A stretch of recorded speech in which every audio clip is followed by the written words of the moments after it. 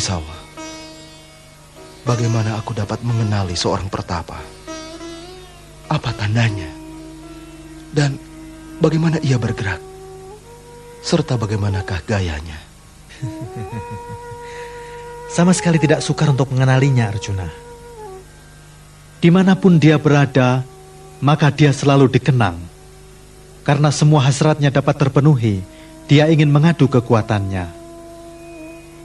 Seperti dia, kau juga meninggalkan semua hasratmu. Bebaskan dirimu dari hasrat-hasrat pribadimu. Jauhkan kebahagiaan dan kesedihan dan merasa puaslah pada dirimu sendiri. Lalu bara api kesedihan tak mampu membakarmu, juga pancuran kebahagiaan tak dapat membasahimu. Arjuna, seorang pertapa yang tidak gentar adalah ia yang memelihara keseimbangan dalam kebahagiaan. Begitupun keseimbangan dalam kesedihan. Dan tidak seorang pun dapat mengganggunya. Dan jika ia berbicara, kata-katanya tidak berasal dari kebahagiaan atau kesedihan yang ada di permukaan, tapi dari kedalaman jiwanya. Ia tidak berbicara bahasa hayalan. Ia berbicara dengan bahasa tindakan, tanpa ikatan. Dan jika ia duduk seperti seekor kura-kura. Seekor kura-kura yang menarik dirinya sendiri. Dan ia membuat dirinya seperti sebuah benteng. Artinya indrianya ada di bawah penguasaannya, dan hanya ia sendiri dapat menguasainya. Arjuna, jika manusia dapat menenangkan pikirannya, maka dia akan mendapat ketenangan. Tak akan tergoda oleh nafsu yang jahat dan tak dapat digoyahkan.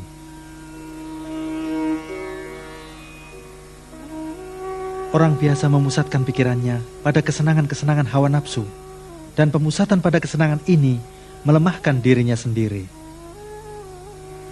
Hai Arjuna, dari kelemahan atau keinginan-keinginan ini, lahirlah nafsu. Dan jika nafsu tak terpuaskan, maka yang akan lahir adalah kemarahan.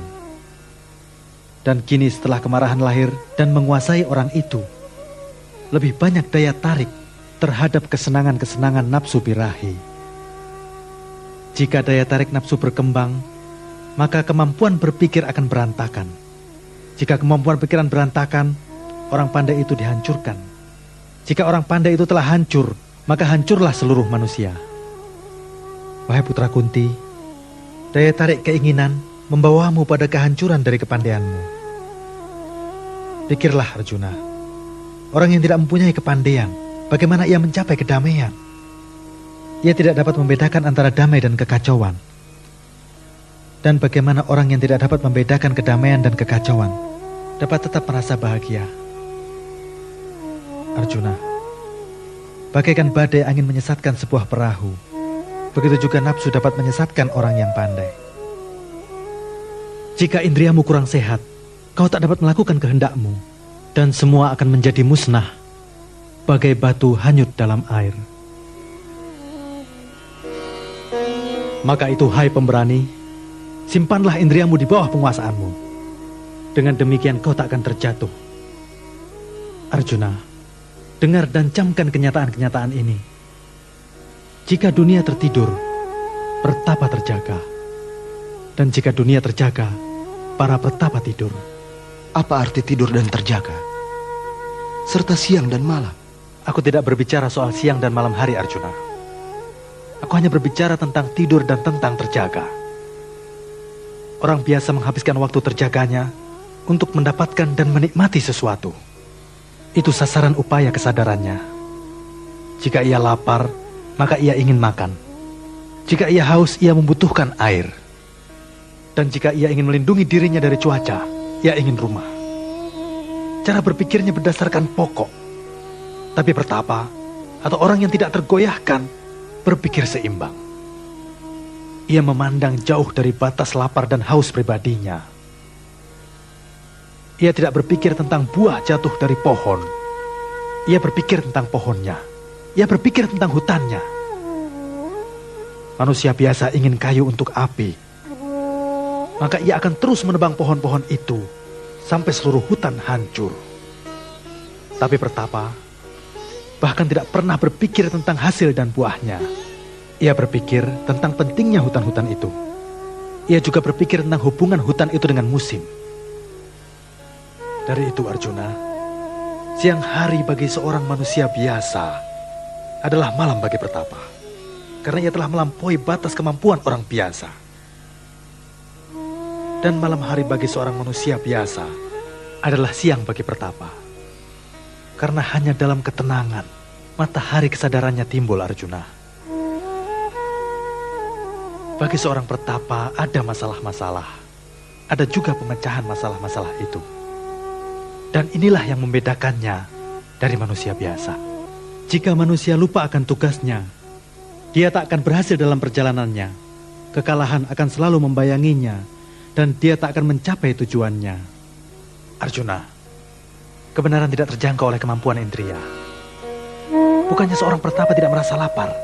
Ia merasakan, tapi ia tidak pedulikan kelaparan itu. Dan berpikir, apa obat lapar itu? Maka itu siang hari bagi orang biasa, malam bagi Pertapa. Dan orang yang menyelamatkan dirinya dari malam hari orang biasa, dialah yang tak tergoyahkan. Manusia biasa seperti sungai-sungai yang selalu mengalir dalam kegelisahan. Tapi mereka tidak menyadari akan tujuannya. Mereka terus mengalir tanpa kesadaran, karena mereka berpikir bahwa mengalir adalah tindakan mereka. Mereka mengosongkan semua air dan semua tindakan mereka ke dalam samudera yang luas. Namun lautan itu walaupun demikian tidak melampaui batas-batas pantainya. Seperti halnya, sungai-sungai hawa nafsu selalu menghanyutkan manusia biasa. Tapi ketika sampai pada seorang Pertapa, mereka menyerap air itu dan tidak pernah bisa melampaui batasnya. Kau juga menjadi sebuah lautan. Lautan adalah Pertapa, orang yang berpengetahuan. Dan kau juga berpengetahuan, karena itu adalah yang terbaik.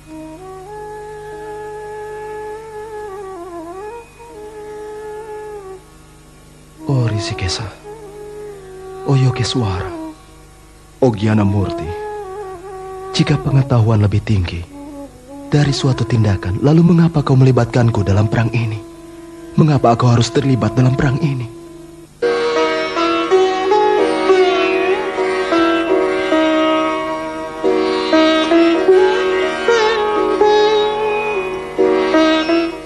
Kesawa, kau membuat aku bingung. Jika pengetahuan lebih baik, mengapa kulakukan perbuatan ini? Mengapa bertempur? Mengapa aku tidak jadi Pertapa? Aku sedang mencari jalan kesejahteraan. Tunjukkanlah jalannya padaku, Kesawa. Tunjukkanlah. Jika manusia tidak merasa berdosa, mengapa lari dari kenyataan? Dan jika ia bisa mengilhami yoga, mengapa ia merasa dirinya lemah? Wahai Arjuna, ada dua macam manusia di dunia ini. Yang egois dan yang tidak egois. Mereka-mereka yang egois mencari Tuhan dalam diri mereka sendiri, dalam diri mereka. Sedangkan yang tidak egois, mereka keluar dari dirinya dan mencoba mencari Tuhan mereka itu. Tapi tak ada pelarian dari suatu tindakan, karena mencari diri mereka sendiri adalah juga suatu tindakan. Maka Arjuna, hanya ada dua jalan ini, filsafat pengetahuan dan filsafat tindakan. Kesawa, mengapa tak kutempuh filsafat pengetahuan? Ketahuilah, filsafat pengetahuan tidak berarti meniadakan tindakan. Ini bukan jalan keberhasilan, karena hidup tidak mungkin tanpa tindakan. Jika engkau mempunyai mata, tentu kau akan dapat melihat.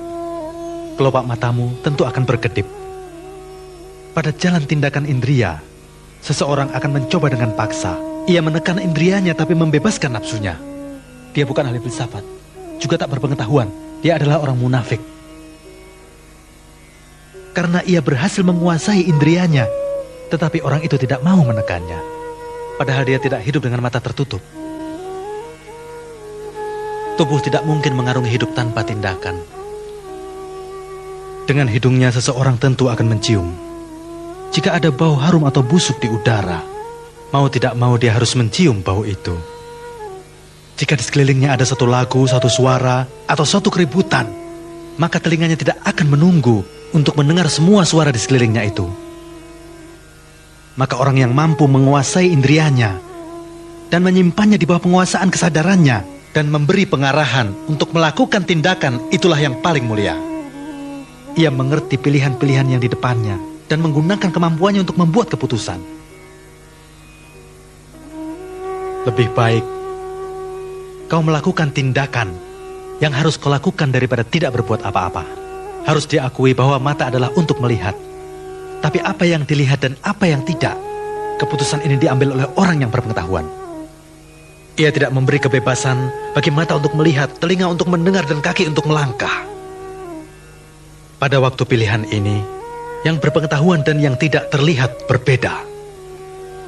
Maka itu tindakan adalah perlu, karena sebenarnya tubuh tidak dapat hidup tanpa tindakan itu. Tapi Arjuna, bertindaklah seperti orang yang berpengetahuan. Bertindaklah Arjuna. Kebaikan dan keburukan, itulah yang disebut karma.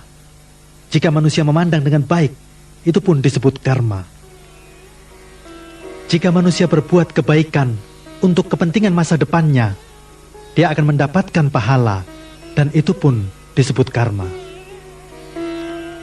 Arjuna, bertindaklah seperti kurban yang dipersembahkan. Tindakan adalah persembahan dari yagna atau kurban, dan arahnya adalah Brahma. Karena jalan itu membimbingmu langsung pada Brahma. Maka dari itu, orang-orang yang tidak menyumbang pada kemajuan umat manusia, hidupnya menjadi tidak berarti sedikit pun. Jangan kau mengarah ke jalan yang tidak berharga ini. Memikirkan kepentingan pribadi adalah suatu dosa, Arjuna. Maka jangan kau lakukan. Jangan, Arjuna. Keluarkan dirimu dari jaring-jaring hayalan serta sadarlah akan tugasmu dan lakukanlah. Arjuna, keinginan akan buah dari satu tindakan adalah rintangan jalan itu, dan keinginan akan buah suatu tindakan adalah batu berat di sekitar leher yang membuat orang tinggi hati. Inilah yang memotong ikatan orang itu dari masyarakat dan mendorongnya ke dalam kancah perhitungan keuntungan dan kerugian. Masyarakat bukan bagian darimu. Kaulah bagian darinya. Dari itu peliharalah kebajikan masyarakat untuk menyadarkanmu akan kewajiban itu. Karena apa yang berguna bagi masyarakat adalah juga berguna bagi dirimu. Tindakan harus ditujukan bagi masyarakat. Dari situlah kau akan mencapai keberhasilan. Keuntungan pribadi menyeret orang ke jalan dosa. Karena orang itu akan kehilangan arah pada jalan keberhasilan pribadi. Dan Arjuna, jangan kau lupa bahwa kau adalah orang yang hebat. Dan orang akan menganggap dirimu sebagai toladan dan mengikutimu pada jalan hawa nafsu dan egoisme.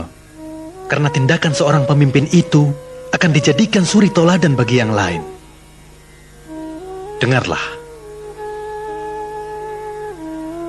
Aku adalah merupakan suatu kekuatan yang tak ingin melihat penyiksaan.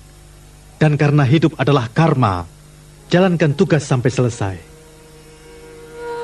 Dalam ketiga dunia aku tidak perlu berbuat sesuatu, Arjuna. Dan dalam ketiga dunia itu, tak ada yang tak dapat kucapai dan yang ingin kucapai. Sekarang aku ada di depanmu, Arjuna. Aku sedang melakukan tugasku. Aku sedang melakukan dan membuktikan bahwa adalah mungkin bagimu untuk menjalani hidupmu dengan menempuh jalan yang tidak mementingkan diri sendiri. Sanjaya, apa yang sedang dikatakan Basudewa? Maharaja, pada titik tertentu suara Krishna kedengarannya agak lain. Seperti bukan dia sendiri yang sedang bicara. Siapa lagi? Maharaja, aku tidak tahu apakah Arjuna mengerti. Tetapi tidak ada orang lain selain Batara Narayana yang dapat bicara seperti itu. Tidak ada orang lain yang dapat berkata bahwa dalam ketiga dunia tidak ada sesuatu yang tidak ia dapat capai jika ia ingin mencapainya. Ia berkata bahwa tidak ada perbuatannya yang tidak bernilai. Tetapi tetap saja ia lakukan tugasnya.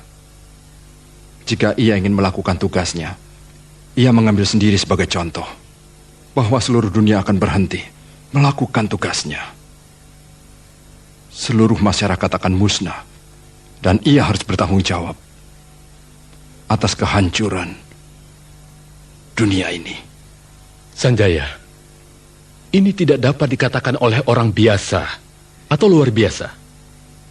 Seandainya kata-kata ini diucapkan oleh seorang Brahma Risi, kata-kata itu dapat berarti pamer keakuan. Tetapi dari pembicaraan Basudewa, tidak ada secuil pun tentang keakuan. Itu sangatlah menakutkan Sanjaya. Jika ia meminta padaku untuk mengangkat busurku, maka aku akan melupakan kebutaanku dan mengangkat busurku. Sanjaya, apakah Arjuna akan mengangkat busurnya? Aku dapat menjawab pertanyaan ini, Maharaja. Tetapi tentang masa depan di luar kuasaku.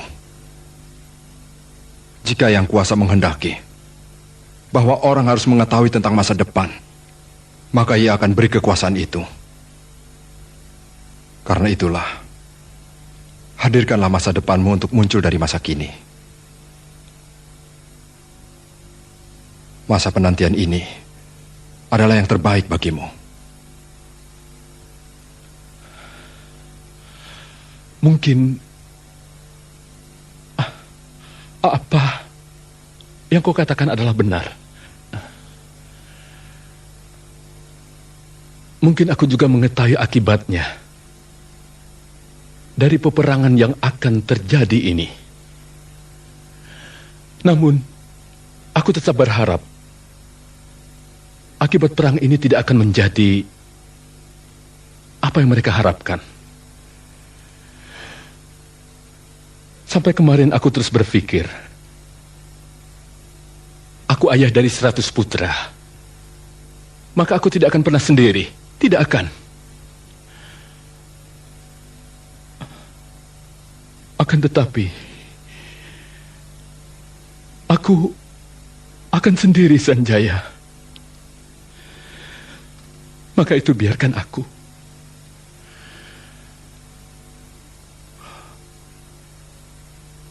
memegang jari jemarimu sebagai mata.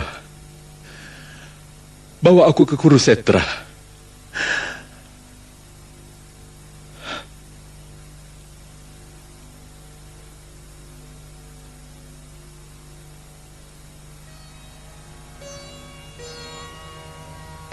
Karma adalah perbuatan baik dan buruk. Jika manusia berbuat baik dan berbakti, itulah karma. Karma itu ada di mana-mana. Hai Bharata, orang bodoh pun melakukan tugasnya, tapi dengan cara mementingkan dirinya sendiri. Tindakan dari orang yang pandai tidak bersifat egois. Artinya untuk tetap mantap bagi keseimbangan dunia ini, untuk kebajikan masyarakat. Dari itu Arjuna, jangan kau menyalahkan dirimu sendiri. Tunjukkan padaku, berperanglah untuk keadilan. Kematian dalam tugasmu menjadi bermanfaat walaupun kau harus membunuh gurumu, kakekmu, saudaramu, dan siapapun yang menjadi musuhmu dalam perang itu. Dan kau tidak berbuat dosa. Sebab melakukan tugas bukanlah merupakan suatu dosa. Melakukan tugas bukanlah dosa, Arjuna. Jika mereka pertaruhkan nyawa-nyawa mereka di medan perang, kematian itu bertuah.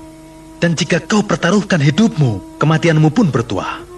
Dari itu Arjuna, berperanglah. Karena jalan keadilan tidak akan menjadi jalan dosa. Selagi kita bicara mengenai dosa, jelaskanlah padaku mengapa seseorang itu harus berdosa. Siapa memaksanya? Hawa nafsunya lah yang memaksanya, Arjuna. Sifat egois yang tidak berguna itulah yang memaksanya. Ikatan pada keinginan membuatnya melakukan dosa. Kenalilah musuh-musuhmu ini, Arjuna. Tepatnya seperti asap meliputi api, debu memudarkan cermin, atau selaput meliputi janin. Bagai hawa nafsu membalut kesadaran.